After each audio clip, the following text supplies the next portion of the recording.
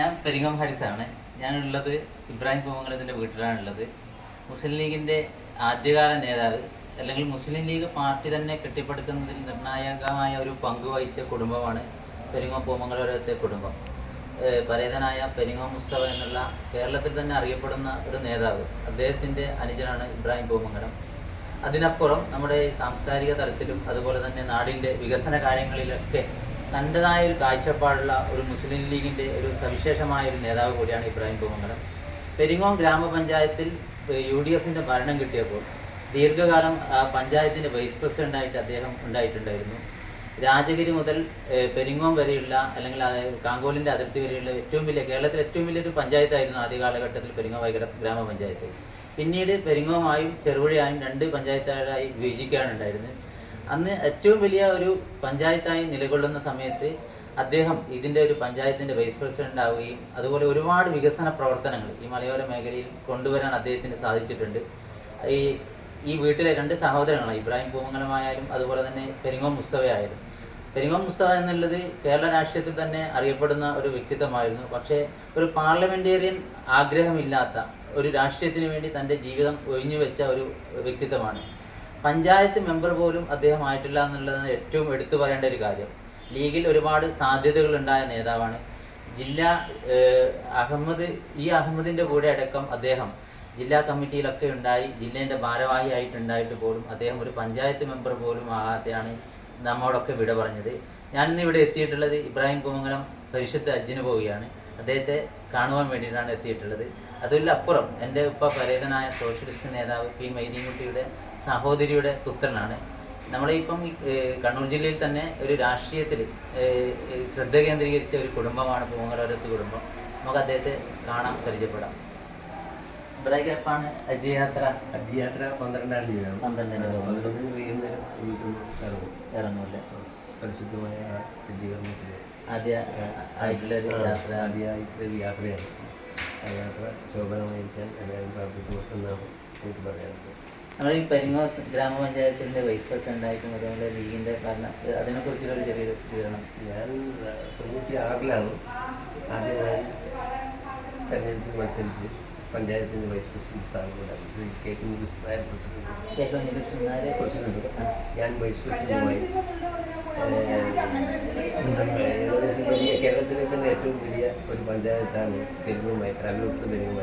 ഈ പഞ്ചായത്ത് വിഭജിക്കാൻ നിങ്ങളൊരു ഇടപെടില്ല സമയത്തുണ്ട്? ആ പഞ്ചായത്തിൻ്റെ വിഭജനത്തിൻ്റെ കാര്യത്തിലൊക്കെ ഞാൻ സജീവമായിട്ട് ഇടപെട്ടില്ല ഒരാളാണ് ഞാൻ.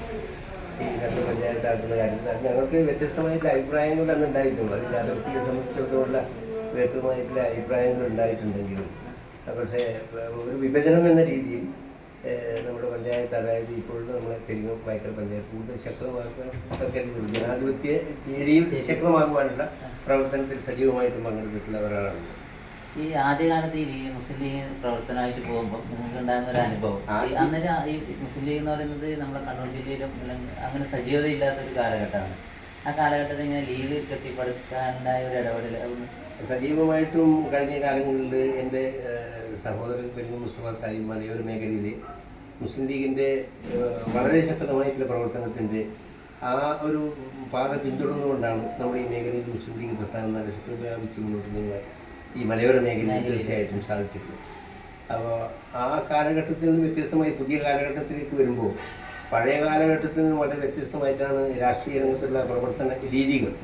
ആ രീതികൾ പാടെ മാറി. അന്ന് വളരെയധികം പ്രയാസപ്പെട്ട് നമ്മൾ കാൽനടയായും മറ്റുമാണ് ഓരോ പ്രദേശത്ത് പോവുകയും മുസ്ലിം ലീഗ് സംഘടിപ്പിക്കുന്ന കാര്യത്തിൽ സജീവമായിട്ടും ബന്ധപ്പെടുകയും പ്രവർത്തിക്കുകയൊക്കെ ചെയ്തു. ഇന്നത് ആകെ മാറി. ഇന്ന് യാത്രാ സൗകര്യമായി കഴിഞ്ഞാൽ തന്നെ വാർത്താവിനിമയ ഇതായാലും നൽകേണ്ട വലിയ രീതിയിലുള്ള കാര്യങ്ങൾ പോയി. പക്ഷേ പഴയ ക്വാളിറ്റി ഒരു തരത്തിലും ഇല്ല എന്നുള്ളൊരു അഭിപ്രായം തീർച്ചയായിട്ടും ഒരു എടുത്തു പറയേണ്ട കാര്യം എന്ന് വെച്ചാൽ ആ കാലഘട്ടത്തിൽ നേതാക്കന്മാർ കുറവാണ്. മുസ്ലിം ലീഗിൻ്റെ നേതൃനിരയിലുള്ള കുറച്ച് ആൾക്കാരാണ്. എന്നിട്ട് പോലും നിങ്ങൾ അതിൻ്റെ ഒരു ഭാരവാഹിത്വം ഏറ്റെടുത്തിട്ടില്ല. അതിപ്പോൾ നിങ്ങളായാലും പെരിങ്ങോം ആയാലും അതിൻ്റെ ഒരു സാധാരണ രീതിയിൽ ഈ പഞ്ചായത്ത് ലീഗിൻ്റെ നേതൃത്വത്തിലും അതുമാതിരി പയ്യന്നൂർ നിയോജകമണ്ഡലം മുസ്ലിം ലീഗിൻ്റെയൊക്കെ നേതൃത്വത്തിലൊക്കെ സജീവമായിട്ടും യൂത്ത് ലീഗ് ഉണ്ടായപ്പോഴും അതുമാതിരി മുസ്ലിം ലീഗിൻ്റെ ഭാരവാഹിയായിരുന്നപ്പോഴൊക്കെ സജീവമായിട്ട് ഇടപെടുകയും ഒക്കെ ഒരാളാണ് ഞാൻ. സംഘടനാ രംഗത്തും സജീവമായി പ്രവർത്തിച്ചതാണ്. എല്ലാ രാഷ്ട്രീയ പാർട്ടിയിലും നേതാക്കളുമായും പ്രവർത്തകന്മാരും നല്ല സൗമ്യമായി നീങ്ങുന്ന ഒരു രീതിയാണ് തീർച്ചയായും എൻ്റേത്. ആ രീതിയിൽ തന്നെയാണ് മുന്നോട്ട് പോകാനുള്ള ആഗ്രഹം.